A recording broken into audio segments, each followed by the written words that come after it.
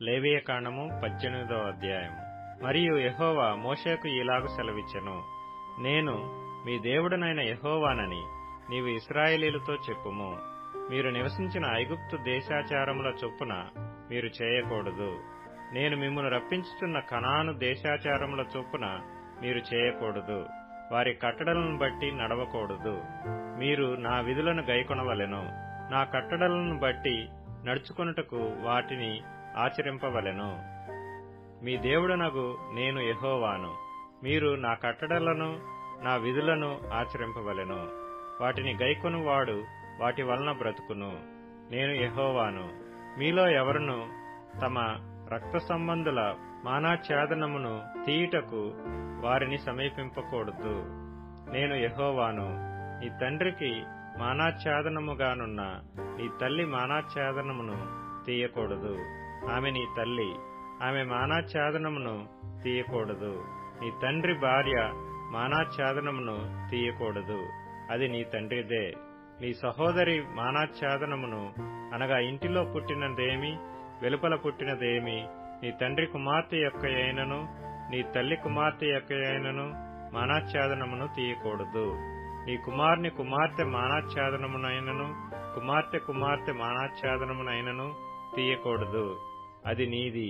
నీ తండ్రి వలన పుట్టిన నీ తండ్రి భార్య కుమార్తె నీ సహోదరి. ఆమె మానాఛేదనమును తీయకూడదు. నీ తండ్రి సహోదరి మానాఛేదనమును తీయకూడదు. ఆమె నీ తండ్రి రక్త సంబంధి. నీ తల్లి సహోదరి మానాఛేదనమును తీయకూడదు. ఆమె నీ తల్లి రక్త సంబంధి. నీ తండ్రి సహోదరుని మానాఛేదనమును తీయకూడదు, అనగా అతని భార్యను సమీపింపకూడదు. ఆమె నీ పినతల్లి. నీ కోడలి మానాఛేదనమును తీయకూడదు. ఆమె నీ కుమారుని భార్య. ఆమె మానాఛేదనమును తీయకూడదు. నీ సహోదరుని భార్య మానాఛేదనమును తీయకూడదు. అది నీ సహోదరుని మానము. ఒక స్త్రీ మానాఛేదనమును, ఆమె కుమార్తె మానాఛేదనమును తీయకూడదు.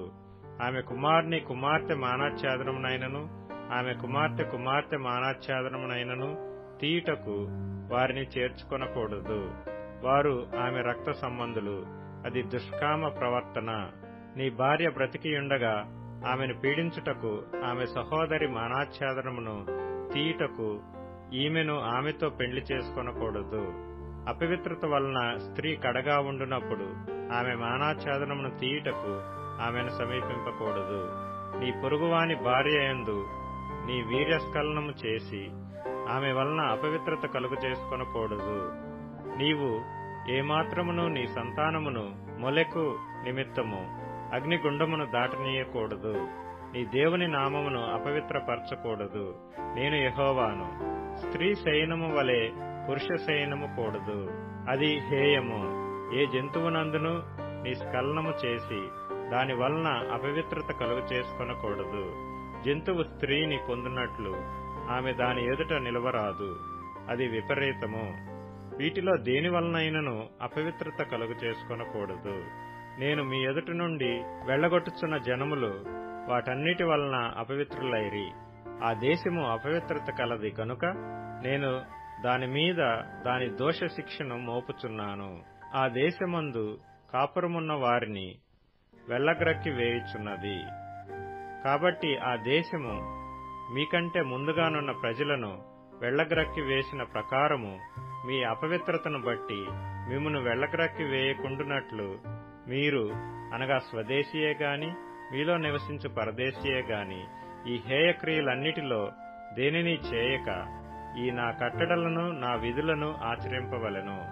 ఎవరు అట్టి హేయక్రియలలో దేనినైనను చేయుదురో వారు ప్రజలలో నుండి కొట్టివేయబడుదురు. కాబట్టి మీకంటే ముందుగానున్నవారు అనుసరించిన ఆ హేయమైన ఆచారములలో దేనినైనను అనుసరించుట వలన అపవిత్రత కలుగ చేసుకొనకుండునట్లు నేను మీకు విధించిన విధి ననుసరించి నడుచుకొనవలెను. నేను మీ దేవుడనైన యెహోవాను.